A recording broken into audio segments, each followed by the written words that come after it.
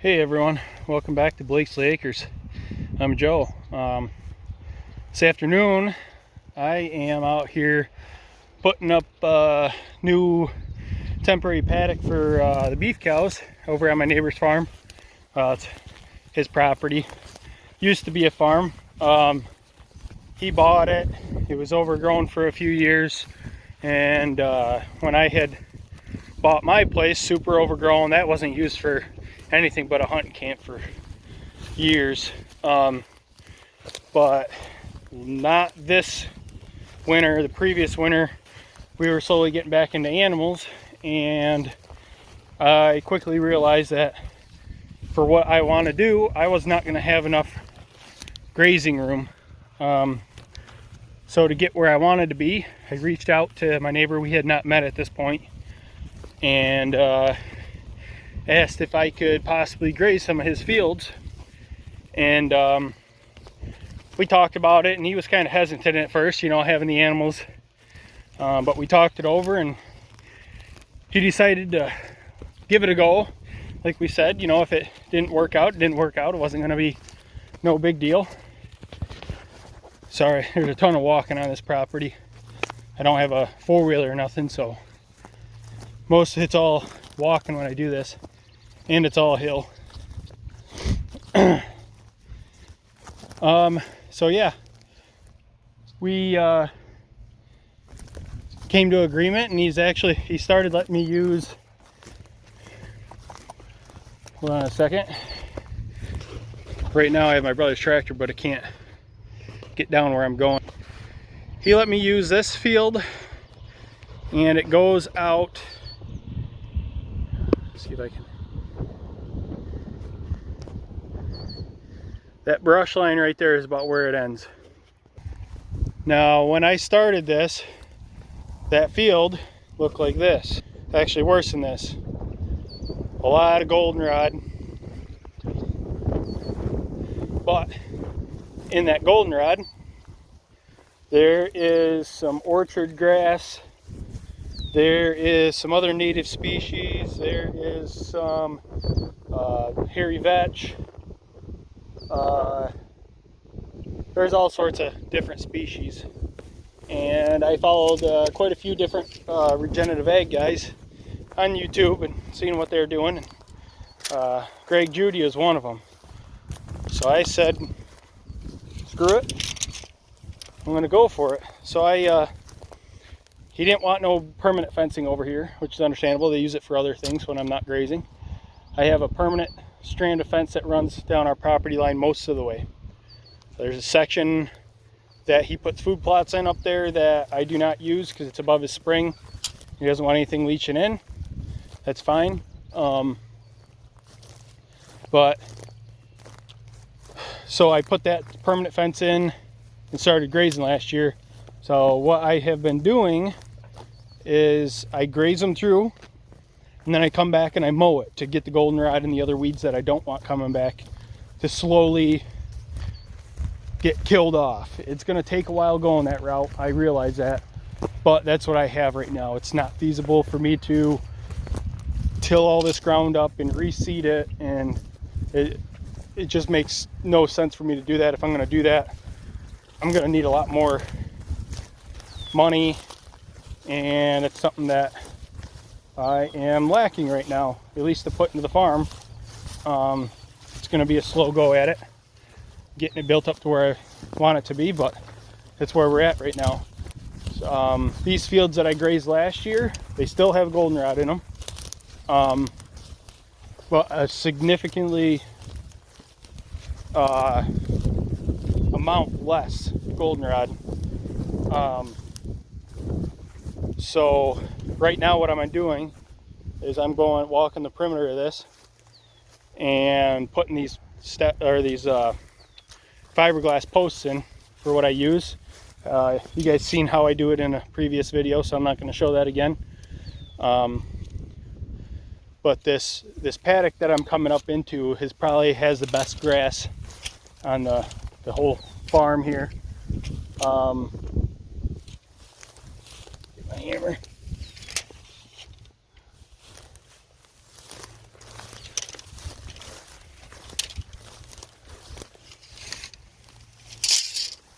It probably is the best grass on the whole farm. This was like the guy that used to farm it. He pushed the manure back here. His cows grazed this pretty heavy. And I think he fed a lot of hay out here. So you can see the vetch coming in there. Some of it's seeding out, which is good. I want it to seed itself back. Gotta watch out for that stuff right there. Wild parsnip. But you can see how thick this is compared to that first shot. And this was almost like this. It wasn't as nice, but as soon as I grazed the cows off here, it was too wet to get my brother's little tractor down here to brush hog. So my neighbor borrowed a tractor and he brush hogged it. We've been working together. Super nice people. Great guys. It's nice to have good neighbors. Good neighbors that are willing to work with you. He's seen what I was doing with his upper field. That was the first one. Once I got grazed through there, I moved the cows back on my property, and I realized I wasn't going to have enough pasture. And we got talking the one day. I was down here checking on this other pasture that I had already grazed to see how the grass was doing. And he said, "Hey, that piece behind my barn, that's really nice stuff, and I don't really want to mow it all.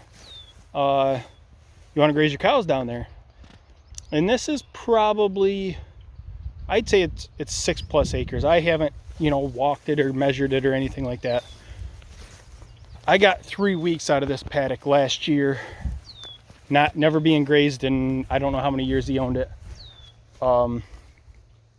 So yeah, I got 3 weeks out of this. I split it up into a couple different pastures, and this was way taller when I grazed it last year, because at this point it was middle of July when he offered it to me, and it's slowly been snowballing from there. This year I got that new piece down by his house. That was probably another 6-acre piece. I mean, a lot of it was brush and goldenrod, but there was a piece just like this next to the house that he had mowed off last fall. Came back really good, and he offered it to me. He actually mowed a trail for me to put fence up, and it's been working out great. He's happy. I'm getting a lot more pasture out of this, and I'm slowly I went through my frost seeding videos. I frost seeded that upper pasture because that's not as good as these lower ones, but I'm hoping to get it there, and hope that we can keep working together on this, because this is it's super helpful for what I'm trying to do, and it's helping him by keeping his pastures a little bit cleaner and diversifying the what he's got in here besides just weeds. And he's a big hunter, so he's seen a lot more turkey and deer on his property. Most of his property is pretty open, but he's seen a lot more wildlife this spring and in deer season. He actually got a really nice buck during deer season. Came off my property out of my pines and scooted across his field, and he ended up taking him opening day. So that's awesome. I'm glad. I'm super happy. I'm not the type of person, because I'm a hunter also, and I've never been the type of person to complain that somebody else got a nice deer. I'm always excited for people when they get nice deer, especially people that's put in way more years than me, and including my kids. When they get up in age and start hunting, if they smoke a deer that's bigger than anything I've ever shot, I'm not going to be sour about it. I'm going to be super excited and super happy, and know that my efforts that I put in all these years have paid off, and my kids get to share that with me. And I'm like that with any other hunter. As long as they treat me with respect, I'm going to treat them with respect, and that's what I try doing with my neighbors and anybody else in life. So yeah, I'm going to keep working on this, and I'll bring you guys back while I move cows and kind of finish up the video. One thing I like about this pasture, it has constant access to water. It's a spring-fed pond right up there, about 3/4 of the way up the hill, and it flows right down through here, right through the pasture. So I don't have to haul water, and they have good clean water 24/7. This is one of the great things about this pasture. And the other pasture they were on had a pond that was spring fed also, so which is great, because I have a spring box and it drains out quick when I'm watering all these animals up on my property. So yeah, best part of having good cows that are trained, call them and they come. Come on, cows, come on, up, come on, Stiora, come on, girls, And into the new pasture they go, just like that. No grain. Steer, you're looking good. Hi, Pearl. These guys are looking good, and they're on good grass again.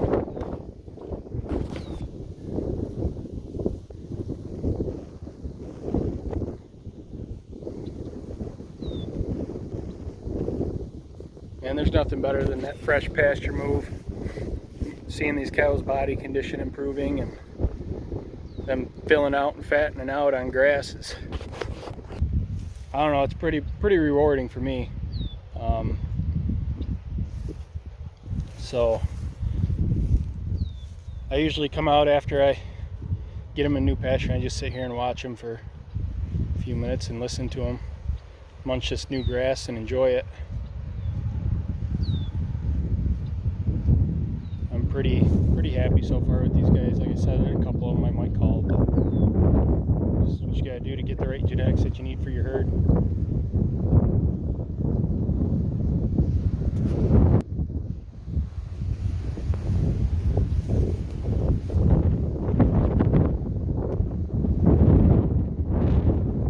Even Bertha there, the Santa Gertrudis with black face, she's looking good for having a calf on her. That's exactly what I want to see. You can tell that last pasture, see right there, that triangle showing on her. She's got a little bit of dairy blood in her, so that's normal. And a little bit of triangle there. That's how you can tell they're starting to run low on grass. That pasture probably should have been moved 2 or 3 days ago. I mean, they had enough to get by, but they grazed it down a little bit more than I wanted to. I just didn't have the time to get out here and actually get them moved. On this pasture, it's not going to be hooked up to my Cyclops fence charger.